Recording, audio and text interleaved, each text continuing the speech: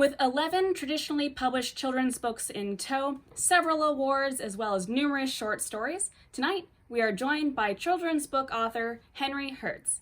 Henry, welcome to the show. Thank you very much. Happy to be here.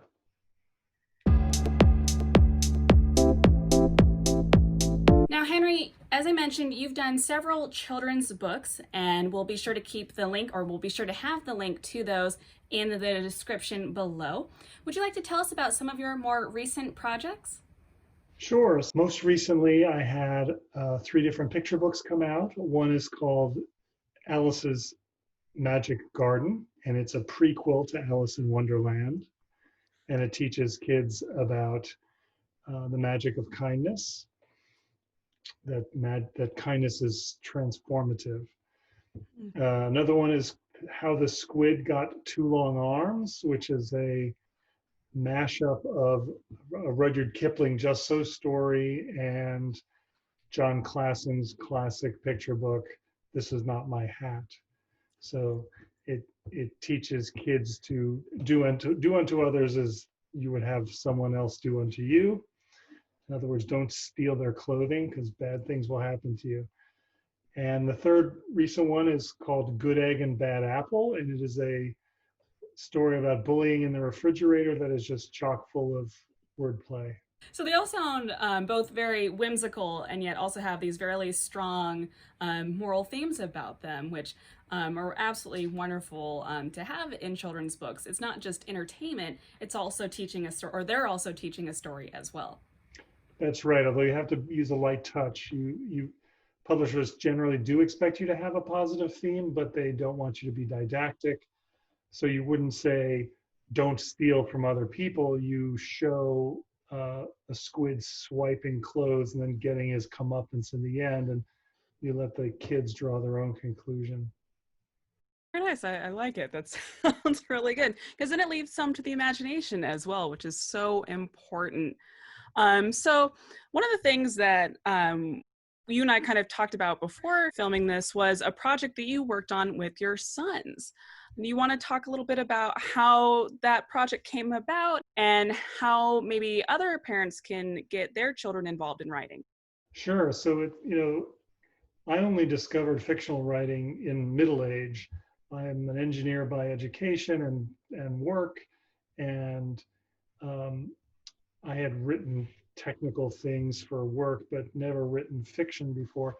I have 2 sons, and when they were young, like maybe 4 and 6 or 6 and 8, I wanted to get them interested in fantasy because that's my favorite genre. And yes, there's some fantasy picture books, but for like chapter books, I didn't see a lot. Now, it may just be because I didn't know, but for whatever reason, I thought, hey, why don't I'll write a story for them.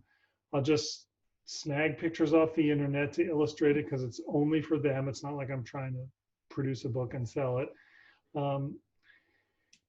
And the project evolved very differently than I anticipated. Instead of it just being like I described, my boys gave me feedback and they suggested character names, and soon it turned into a collaborative project. And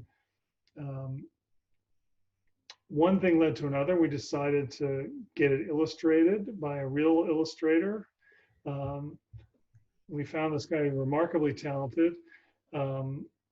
We self-published it, and we probably sold over 1,000. I'm sure we sold over 1,000 copies, which is really good for self-published. It's not that good for a traditionally published picture book, but for self-published, it's pretty good.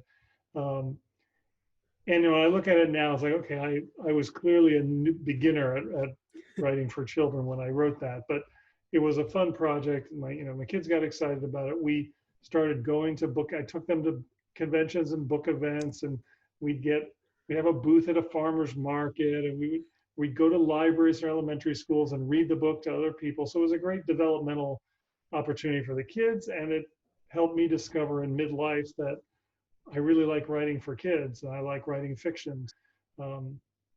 Everybody got something out of it. It was really fun. There's no reason that any parent couldn't do that. You don't have to be a professional writer. I wasn't. If you just go in with the idea that you're going to have fun, your kids are going to learn something, hopefully they'll enjoy writing or reading, and you get to spend time with them.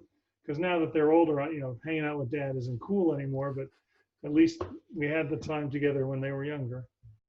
What an incredible opportunity for all of you involved in that. I mean, for them to get to see the business side of writing as well as the production side, which not too many little ones get to experience. Right. So, I mean, I almost feel like that broadens the magical world of writing to get to see the ins and outs of it and see what an incredible process it is. And also, too, I'm a strong proponent of going to the age group you're writing to. A lot of times, indie writers don't necessarily find their audience to have beta reads done for them. And that can be a challenge. And sometimes they're hit with this big question of why are my stories not selling? And it's because they didn't go to the group that they were trying to target to get the ins and outs of why the story may not work or why it may not be appealing. And so what a great testament to to why that's so important. No disrespect intended. I'm going to disagree with you politely and say that for children's books, it doesn't hurt anything to read to kids and see what they think, but most kids will just love that you're reading to them, and they're not really the best judges of what's good quality. Sorry, I should preface my remarks by saying that this advice is if you intend to be traditionally published. If you intend to self-publish, you get to do whatever you please. But if you're trying to be traditionally published, the better way to know what young kids are going to like is to read traditionally published picture books. In a case, whatever market you're writing for, go to a bookstore, go to a library, and read like crazy in that market. And that's going to train you better in the techniques and the appropriate language and so on. You're not going to get editorial feedback from a 6-year-old, right? They're going to say, oh, it was great, or I didn't understand this. And now the didn't understand is actually a useful piece of feedback, but mostly they're not going to be able to critique you in a way that's useful as an author. What you really want is to have a critique group of your peers who are experienced writers who can understand the craft and can give you constructive feedback. That's more important in my mind than reading to kids, but equally important is reading in your market work that's been published, because that tells you better than anything what publishers want to see. Doing the right amount of research. Absolutely. Absolutely. All right, Henry, do you have any upcoming projects that we should be getting excited about? Why, how wonderful that you ask. I have two book projects coming up next year. The first is a early chapter book called The Magic Spatula. It's contemporary magical realism, and it's co-written by people from San Diego. Will recognize his name, although he's been on TV across the country, and he has his own show on YouTube now. Sam Zine, he's called Sam the Cooking Guy. He had a local TV show about cooking it's all about little effort and big flavor, and he's got a great humorous personality to the point where he's won like 15 or 16 Emmys, and his show, like I said, was broadcast in different markets throughout the United States. Fun to watch, fun to cook.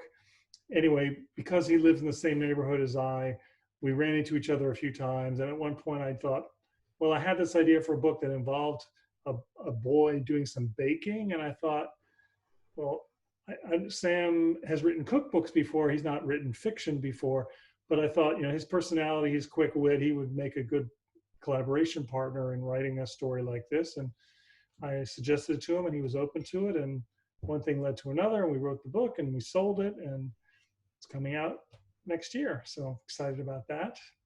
It'll be fun doing live events with him, because I know that he'll draw big crowds, which is always fun.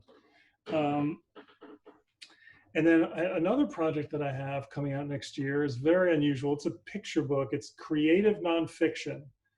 So it's creative nonfiction because it's facts about smoke,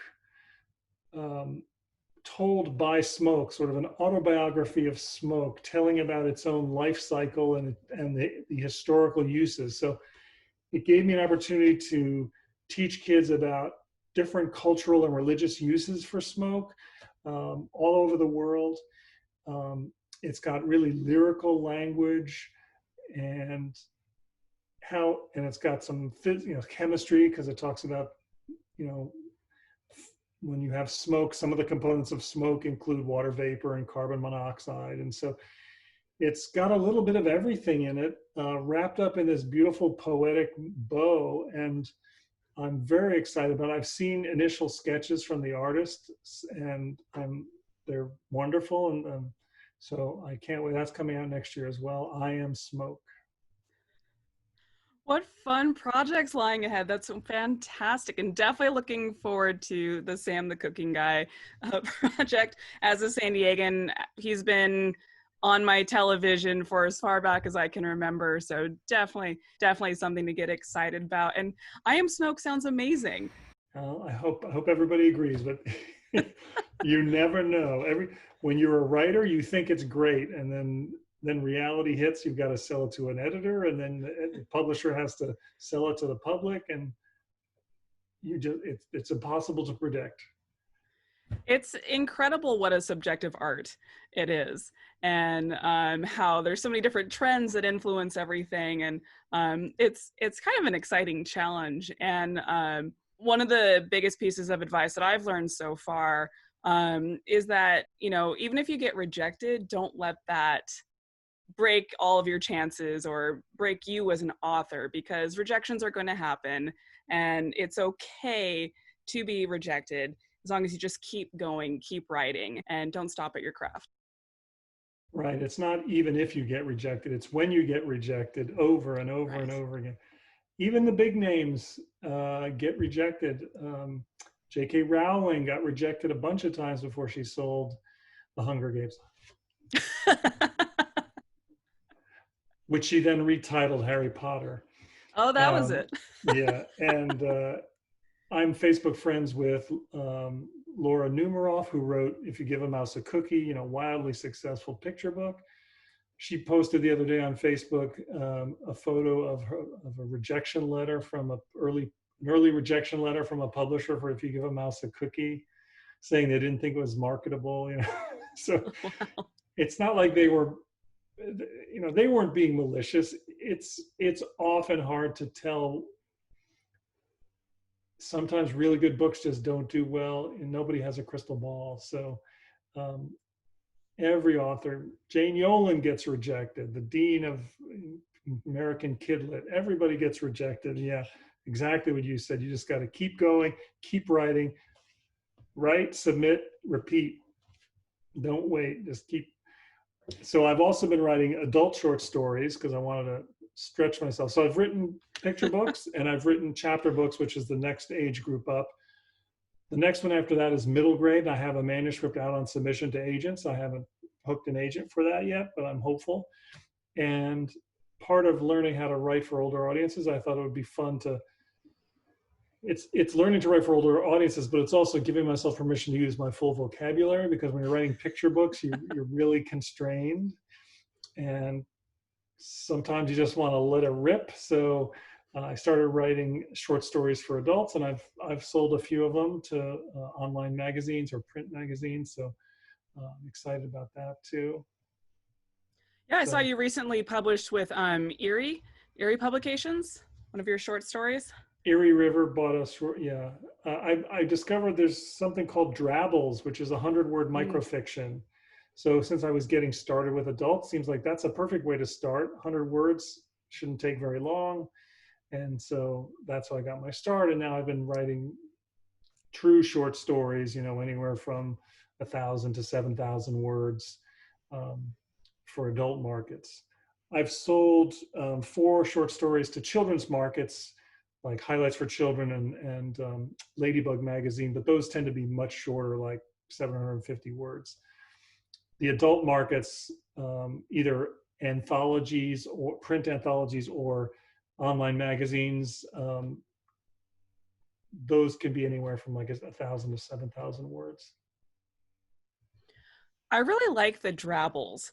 I think that those are such good practice for storytelling. I mean, you know, it's one thing to write a 100,000 word novel. It's another thing to get your entire story out in such a short frame. And, I think that those are just great practice for writing. And just, if you don't have the next big story in you, to just sit down, find a little prompt or a prompt that's short and just try to get those out, just to keep that craft sharp and to keep honing your skills as you go. I would say with 100 words, there's only so much picture books are incredibly sparse at 500 words for a fictional picture book. 100 words, I would say, I would characterize it slightly differently. I would say it's not so much a story as a scene. There's just only so much you can do with 100 words, but it's good practice. And honestly, that's how I got my start writing for adults.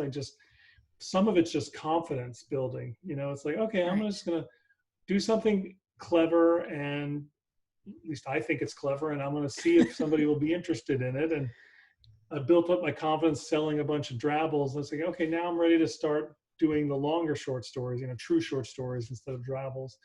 So, you got to use whatever works for you. That was actually the reason I had two reasons for starting my children's writing with picture books. One was they're short, 500 words. So I figured I could climb the learning curve a lot faster than if I was going to write a young adult novel of 90,000 words. It's going to take, months to a year to write it. And then how long is it going to take to have some friends critique it, and it's take forever. Whereas with picture books, it just goes a lot faster. And I use that to hone my writing skills. But writing picture books and writing novels are two very different animals. And so I'm discovering that. So I'm using writing short stories as a way to hone my novel writing skills, because you still need the full 3-act arc, 5,000 word short story that you would need in a 40,000 word middle grade novel. So it's been good training for me. And it's gratifying whenever you sell one. You don't make a lot of money, but it's gratifying to get it accepted by a, significance, not the right word, respected market. And so there's plenty of markets that keep saying no, but I just think, okay, fine, you send it to somebody else. That's a big difference between short story submission and book manuscript submission. With traditional publishers, you can submit simultaneously to as many publishers as you want, subject to the fact that not every publisher will accept an unagented manuscript. With short stories, many of the markets say, we don't want it simultaneous submissions. If you're going to send to us, you have to wait till we give you an answer before you send it to somebody else. They're not all like that, but some of them are. So it can slow you down a little bit. And I have this big complicated spreadsheet where I keep track of my submissions, so I know, okay, this one declined, okay, who gets it next, and just kind of, it's like three-dimensional chess trying to figure out, because some of them have only open periods so long. Yeah. And do I send it to them do I send it to this other one? Because if I don't hear back in time, I won't be able to get it to this other market before they close. So it's like, it takes a ridiculous amount of strategery to plan my magazine and anthology submissions, but it's part of the game. That is a fantastic amount of really great insight into traditional publishing, as well as you've talked about, self-publishing. And I think a lot of authors and authors-to-be will really benefit from hearing about all of this. So Henry, I want to thank you so much for coming and joining us tonight. Don't forget to subscribe and click that notification bell, folks, so you'll be in the know as we continue this children's book series here on this YouTube channel. And once again, Henry, thank you so much for joining us tonight. My pleasure. Thank you for having me.